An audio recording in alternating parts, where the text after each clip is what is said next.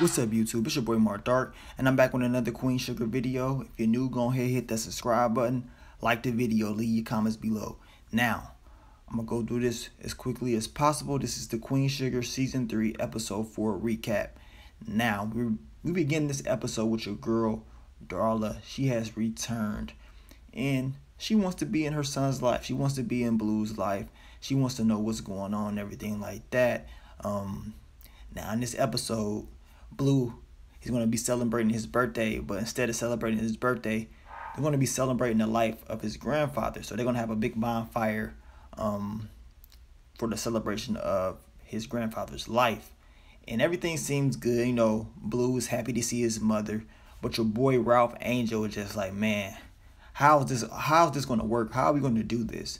You know what I'm saying? Like, this is going to be very hard to do. You know, a lot has changed, and they're going to be going through a lot this episode. Mainly Ralph Angel, because he's trying to accept the fact that, you know, this co-parenting thing is not going to be very easy. Now we get to your girl Nova. Once again, she's struggling, trying to come up with book ideas, topics, and everything like that. But she eventually gets it later on through the episode. I mean, at the beginning of the episode, she struggles, but at the end, she realizes she can talk about a lot of different things. But she just trying to get this book thing together, man. That's what her main thing is, trying to get it together, brainstorm. Unbi gives her some great advice and some motivation. So Nova, she's trying to get it together, man. I hope this works out. Remember, she cannot use her old articles, so she has to come up with new ideas. Now your girl, Vi, she's at the church. You know, she's cooking up these pies and everything like that. Everything seems like it's going good, but she's getting a lot of negativity from Miss Effie. Miss Effie says, look, you got to be up out of here. It's Wednesday. You know what I'm saying? I need you up out of here by 4. Vi says, shit, I got the kitchen until 5.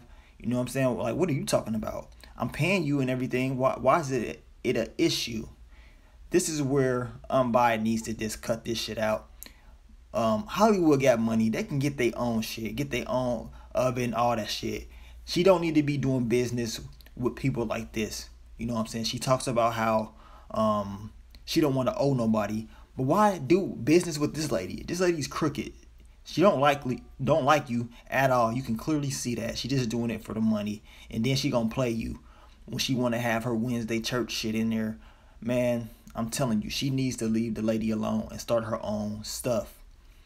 Now your girl Charlie, once again, she's trying to get information on these shareholders. Come to find out, one of the shareholders is Sam Landry's son.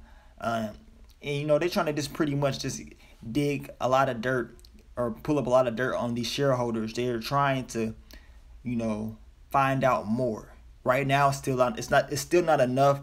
Charlie is going to be plotting a plan on how to, you know, counter these shareholders and, you know, pretty much use the shareholders against Sam Landry somehow. She's going to figure out something, man, and I can't wait till this plan goes through. Now, Ralph Angel, once again, like I said, throughout the whole episode, he said, how is this going to work? Like, I just don't understand how this is going to work. He also tells Darla that Blue is wet in the bed, and Darla gets upset, saying he should have told her.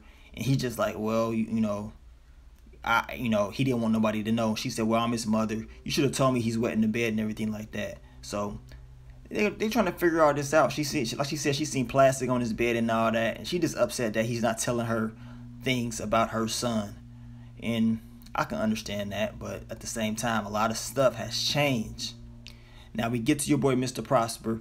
And Vi, she wanted Charlie to go to pick up Mr. Prosper, take him to the doctor and everything like that. And then, you know, they all go meet up at the bonfire later on. Charlie's in the house. She's looking at stuff. She finds out that he played the trumpet and all this and that. And, you know, he's telling her stories about her father and everything like that. But as we can see, Mr. Prosper is holding something back. He's keep procrastinating. Like, he don't want to go to the doctor. Like, something's wrong. You know, you can just tell from his body language. And Charlie sees that. She knows, like, man, it's something that he ain't telling me. You know what I'm saying? It's something he's trying to hide that's not right. I just don't know what it is, but it doesn't feel right. You can tell because he keeps saying, oh, just sit here real quick. Just give me a second. you know something's up with Mr. Prosper. Now we get back to your girl Darla, and she pretty much telling Ralph Angel, she's like, look, I want to go on this field trip with my son. Like, I shouldn't have to ask you. This is our son. You know, you're still his dad. Nothing's changed. Ralph Angel said, yes, everything has changed. You know, but I guess he's going to decide to let her go on the field trip. But Ralph Angel was just upset, man. I don't know how long it's going to take him to accept this fact, but it's going to, like I said, I think this is going to get worse because once Darla sees that Ralph Angel has other females and she sees him with other females, then the drama is going to start. I don't think this is over. This is the calm before the storm, in my opinion. Now we get to your girl Aunt Vi, and she's struggling, man. She got all these boxes and packages and stuff, these pies and these shipments. Look, she don't have enough room in this little ass SUV. She needs something bigger, something way bigger than this. But the thing about Aunt Vi is she don't like taking help. But it's crazy that she'll go trying to get help from Miss Effie. Now Hollywood says, look, I got a truck, I got a dude I can call right now. We can get this truck. We can get it fixed up, a couple $100. We have it fixed up, and you know, a delivery truck pretty much. We have it up and running. Vi says she don't wanna owe him anything, and her ex-husband, you know, put that over her head about owing him shit. Hollywood said, I'm not your ex-husband. We are night and day, and you need to accept my help. Vi needs to. She's doing entirely too much. She's doing too much now. Now we get to Remy and Nova. They finally got a scene together since the last time we saw them in season 2.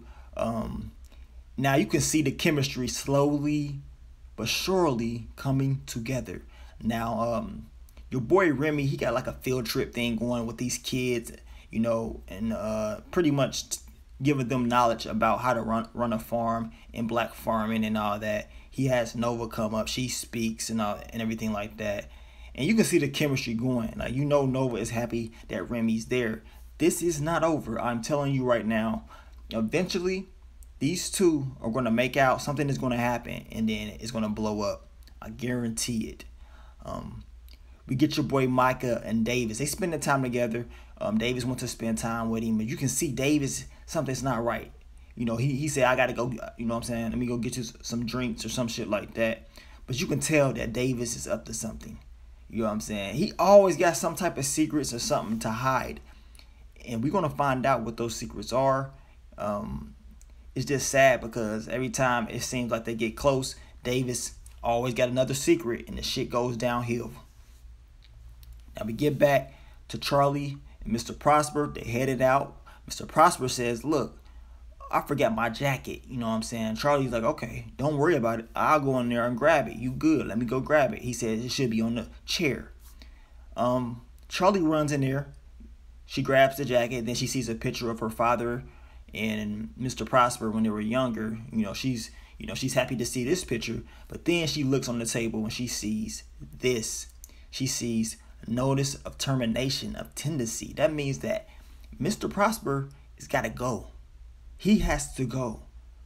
This land is over for him. You know what I'm saying? I guess everything's not working out. And then we go down to the bottom and we see what signature is that? Mr. Sam Landry. Yes.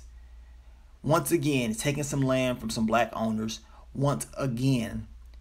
And, you know, this is just dirty. Charlie is very pissed off because now it's getting even more personal to her. This is a close family friend.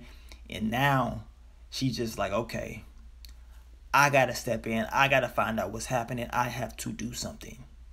Now, Charlie takes, you know, Mr. Prosper to the hospital, and she pretty much tells him, like, did your daughter know about what's going on with your surgery and all this stuff you got to get? He said, I'm going to let her know and everything. You know how people is. You know how old people is. They don't be trying to let nobody know nothing.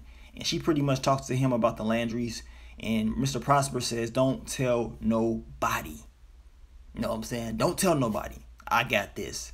But Charlie's going to do her own investigation later on.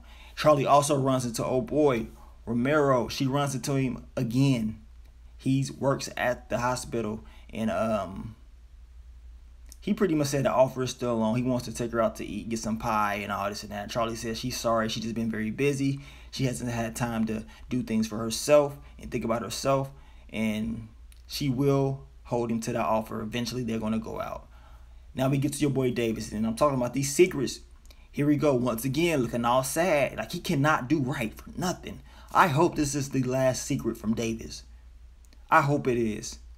Now he tells Micah, man, look, I got a 13-year-old daughter.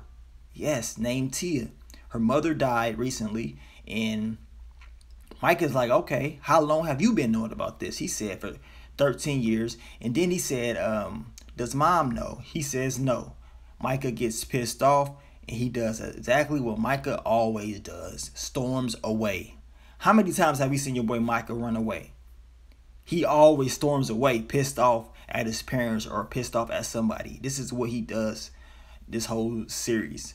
Runs away. I mean, I know he's very pissed off. I understand. It's understandable. I will be pissed too. And your girl Charlie, she goes to Jacob. She said, look, like, what's going on? Like, why are the Landrys taking all of these black owners' land? What is going on? You know what I'm saying? Something is not right. Now, Jacob says, look, don't worry about that. You know what I'm saying? That's not Landry necessarily. It's the EPA. The EPA is coming in. They taking the land because these people's land got mercury in it from the hurricanes, and they got to test the land. So it's mostly the EPA. And Charlie, she's not buying that. She's just like, okay, I see what time it is. Okay, I see what y'all on. You know, I see exactly what y'all on. Now she knows she's going to have to, you know, stick together, keep her composure. Jacob told her, you're a part of this too. So Charlie like, okay, I see what they're trying to do. You know what I'm saying? It's okay. I'm going to plot and plan. And at the right time, I'm going to attack. I'm going to attack at the right time. Charlie needs to keep her composure. She can't let them know what she's up to. She can't show that type of emotion and let them see that. She has to continue to be smart and keep her composure. And eventually, she's going to strike. And I cannot wait for that time. Now we get to the end of the episode. We see the bonfire. You got the family out here celebrating Ernest's life. You know what I'm saying? They celebrating the life of their grandfather, the father of Charlie, Ralph Angel, and Nova. Everybody's just pretty much saying something good. They all wrote these notes, and they're putting it in the bonfire and everything like that. Pretty much telling them, you know, how they felt about him or feel about him and what they're going through. Charlie, she writes her own note. And, you know, she was struggling throughout the episode trying to figure out what to write. And she throws her stuff in there. She tells her father, look, I'm going to take care of this. You know what I'm saying? Because she feels like a lot of stuff's going on. A lot of dirt is going on. But at the end of the day, she's going to take care of it. I think she will, man. Like I said, it's going to take a struggle before it happens, though. It's going to be a struggle. But it's going to end well, I think. She's going to execute this game plan. But overall, solid episode, man. Can't wait for it next week. You guys let me know, what do you think of the episode? How do you feel about this episode? What do you think is going to happen next week? Remy, Nova, what's going to happen with Ralph Angel and Darla and this whole Davis shit and his daughter? How's this all going to play out? And is Unbai finally going to, you know, calm down a little bit and let people actually help her who wants to help her out? I guess we're going to have to find out next week. But keep supporting your boy. Leave your comments below, and I will continue to bring you more Queen Sugar content in the future. But I'm going to get on out of here, man. It's your boy, Mark Dark. I'm out. Peace. Western road flows, my confidence level getting settled. Don't get hyped for the moment, then start to backpedal. Don't let your newfound fame fool you, cloud up your judgment to talk loosely. I really do this, been flowing stupid since Vince Carter was on some through the legs arm and a hoop shit. Drinking Hypnotic with Glenn Lewis, I've been through